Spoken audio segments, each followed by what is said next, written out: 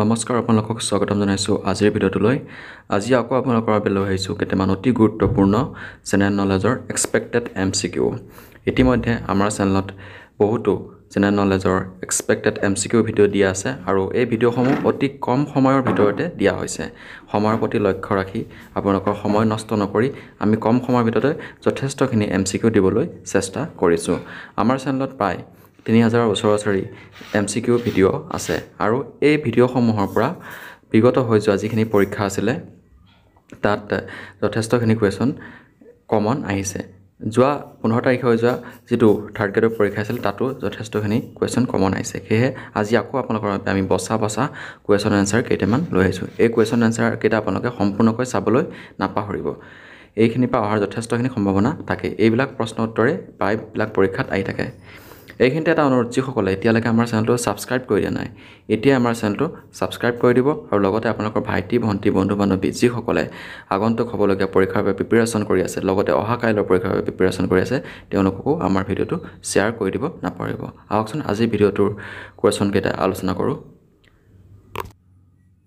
আজিৰ প্ৰথম কুৱেশ্যনটো হৈছে জালিয়ানাবাগৰ হত্যাকাণ্ড সংঘটিত হৈছিল কিমান চনত? 1915, 1920, 1919, 1909। কিমান চনত জালিয়ানাবাগৰ হত্যাকাণ্ড সংঘটিত হৈছিলে? ইয়াৰ শুদ্ধ উত্তৰটো কি হ'ব? আপোনালোকে শুদ্ধ উত্তৰটো মনতে অনুমান কৰিবচোন কোনটো হয় নে নহয়, তেতিয়া আপোনালোকে নিজকে পৰীক্ষা কৰিব পাৰিব কিমান আপোনালোকৰ ইম্প্ৰুভ হৈছে।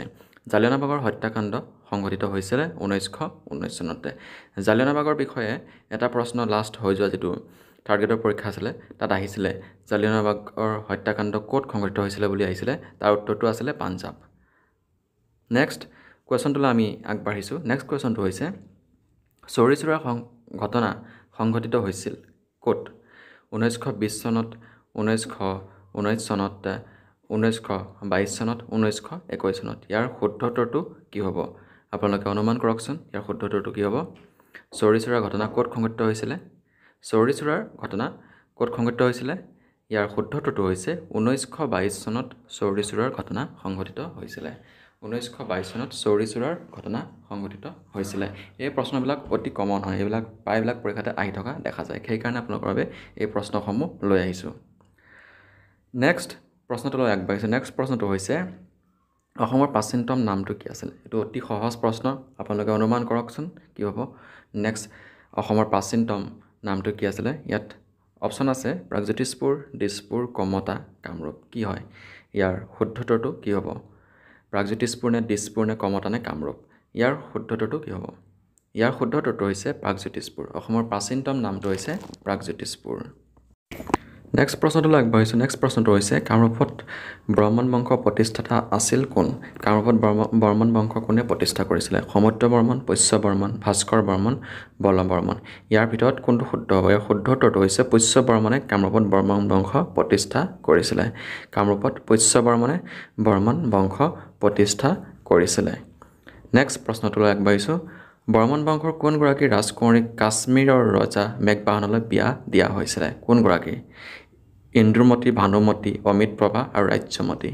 ইয়াৰ শুদ্ধ উত্তৰটো হৈছে অমৃতপ্ৰভাক কাশ্মীৰৰ ৰজা মেঘবাহনলৈ বিয়া দিয়া হৈছিলে। এইটো অতি গুৰুত্বপূৰ্ণ প্ৰশ্ন হয়।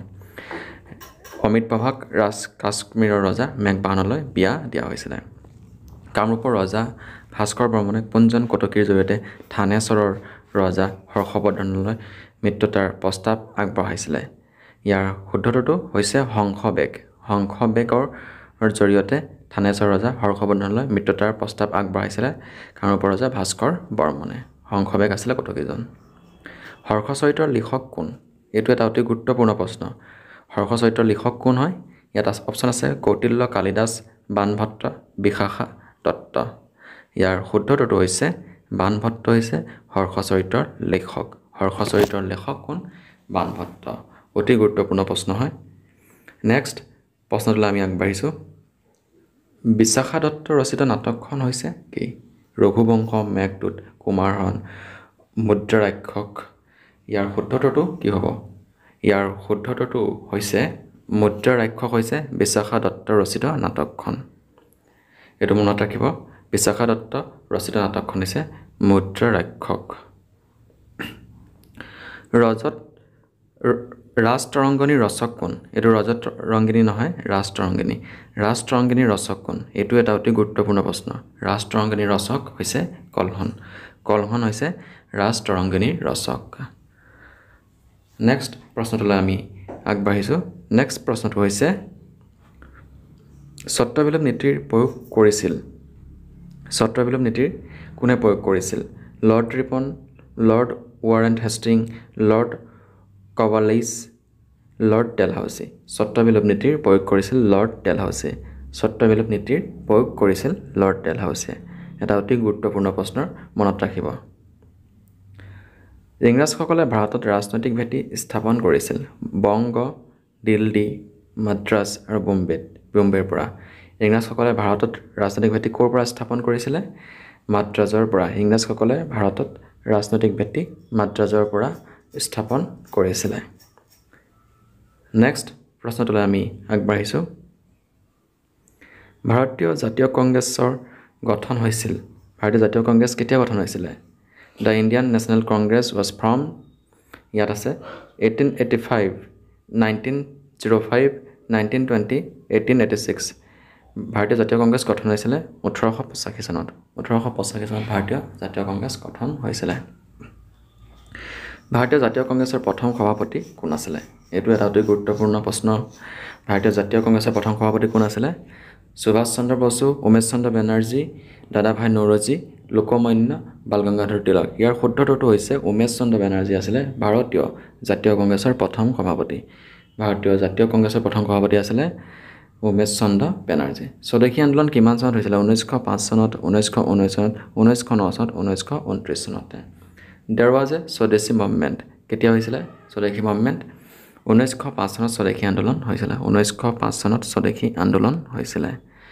মনত ৰাখিব স্বদেশী আন্দোলন হৈছিলে 1905 চনত নেক্সট প্ৰশ্নটোলৈ আগবাঢ়িছোঁ অসহযোগ আন্দোলন আৰম্ভ হৈছিলে কিমান চনত 1920 চনত 1930 1921 1922 চনত অসহযোগ আন্দোলন কিমান চনত হৈছিলে 1920 নে 30 নে 1921 নে 1922 অসহযোগ আন্দোলন আৰম্ভ হৈছিলে 1920 চনত 1920ত অসহযোগ আন্দোলন আৰম্ভ হৈছিলে নেক্সট প্ৰশ্নটোলৈ আমি আগবাঢ়িছোঁ আইন অমান্য আন্দোলন আৰম্ভ হৈছিলে 1930 চনত 1933 চনত 1932 চনত 1927 চনত ইয়াৰ শুদ্ধ উত্তৰটো কি হ'ব ইয়াৰ শুদ্ধ উত্তৰটো হৈছে 1930 চনত আইন অমান্য আন্দোলন আৰম্ভ হৈছিলে 1930 চনত আইন অমান্য আন্দোলন হৈছিলে আৰম্ভ হৈছিলে আইন অমান্য আন্দোলন গান্ধীজীয়ে সত্যাগ্ৰহ আন্দোলনৰ আৰম্ভ কৰিছিল 1935 চনত 1940 চনত 1941 চনত 1942 চনত ইয়াৰ শুদ্ধ উত্তৰটো কি হ'ব গান্ধীজীয়ে সত্যাগ্ৰহ আন্দোলন কেতিয়া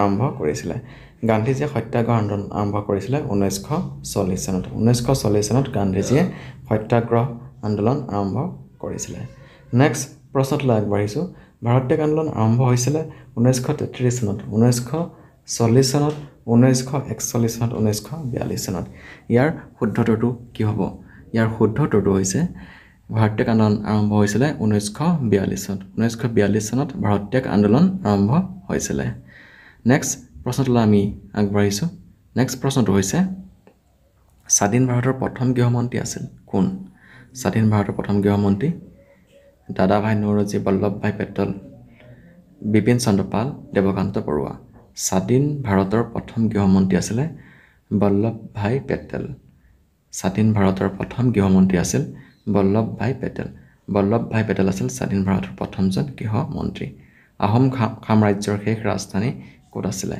যোৰহাট হাবুং চৰাইদেউ টিপাম এই প্ৰশ্নটো আহিছিলে হৈ যোৱা যি 15 তাৰিখৰ পৰীক্ষাটোত আহোম সাম্ৰাজ্যৰ শেষ ৰাজধানী আছিলে যোৰহাট আৰু প্ৰথম ৰাজধানী আছিলে চৰাইদেউ মনত ৰাখিব অতি গুৰুত্বপূৰ্ণ হয় শেষ ৰাজধানী আছিলে যোৰহাট আৰু প্ৰথম ৰাজধানী পাতিছিলে চৰাইদেউত নেক্সট প্ৰশ্নটো হৈছে মোগল বংশৰ শেষ শক্তিশালী সম্ৰাট কোন আছিলে শাহজাহান আকবৰ দ্বিতীয় বাহাদুৰ শাহ ঔৰংজেব মোগল বংশৰ শেষ শক্তিশালী সম্ৰাট কোন আছিলে ইয়াৰ শুদ্ধটো হৈছে দ্বিতীয় বাহাদুৰ শাহ আছিলে মোগল বংশৰ শেষ শক্তিশালী সম্ৰাট মোগল বংশৰ শেষ শক্তিশালী সম্ৰাট আছিলে দ্বিতীয় বাহাদুৰ শাহ নেক্সট প্ৰশ্নটোলৈ আগবাঢ়িছোঁ ডাক বংশৰ প্ৰতিষ্ঠাতা কোন আছিলে ডাক বংশৰ প্ৰতিষ্ঠাপক আছিল ইলতুৎমিছ ইব্ৰাহিম লোধি কুতুবুদ্দিন আইবাক আলাউদ্দিন খিলজী ইয়াৰ শুদ্ধটো কি হ'ব ডাক বংশৰ প্ৰতিষ্ঠাপক আছিল কুতুবুদ্দিন আইবাক দাস বংশৰ প্ৰতিষ্ঠাপক আছিলে কুতুবুদ্দিন আইবাক খাঁ।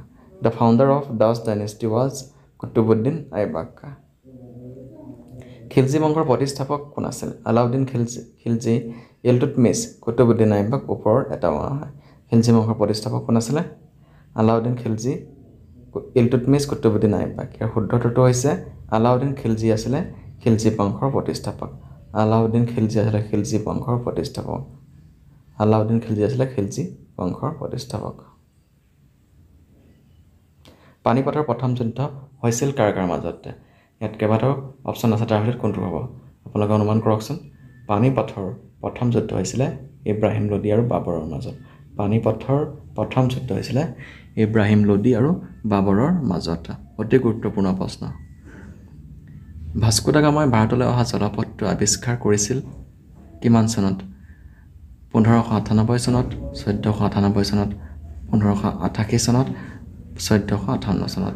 ইয়াৰ শুদ্ধ উত্তৰটো কি হ'ব? ইয়াৰ শুদ্ধ উত্তৰটো হৈছে 1498 চনত ভাস্কো দা গামাই ভাৰতলৈ অহা জলপথটো আৱিষ্কাৰ কৰিছিল। উইলিয়ামছ হকিন্স ভাৰতলৈ আহি প্ৰথমে উপস্থিত হৈছিল ক'ত? বোম্বেত, কালিকটত, মাদ্ৰাজত আৰু চুৰাটত। উইলিয়াম হকিন্স ভাৰতলৈ আহি প্ৰথমে উপস্থিত হৈছিল কালিকটত। উইলিয়ামছ হকিন্স ভাৰতলৈ আহি প্ৰথমে উপস্থিত হৈছিল কালিকটত। উইলিয়ামছ হকিন্স ভাৰতলৈ আহি প্ৰথমে উপস্থিত হৈছিল কালিকটত। নেক্সট প্ৰশ্নটো, উইলিয়ামছ হকিন্সক প্ৰথমে আদৰণি জনাইছিল জাহাংগীৰে, জামৰিনে, আকবৰে আৰু বাবৰে। ইয়াৰ শুদ্ধ উত্তৰটো কি হ'ব? ইয়াৰ শুদ্ধ উত্তৰটো কি হ'ব? ইয়াৰ শুদ্ধ উত্তৰ হৈছে উইলিয়াম হকিন্সক প্ৰথমে আদৰণি জনাইছিল জামৰিনে। উইলিয়াম হকিন্সক প্ৰথমে আদৰণি জনাইছিল জামৰিনে।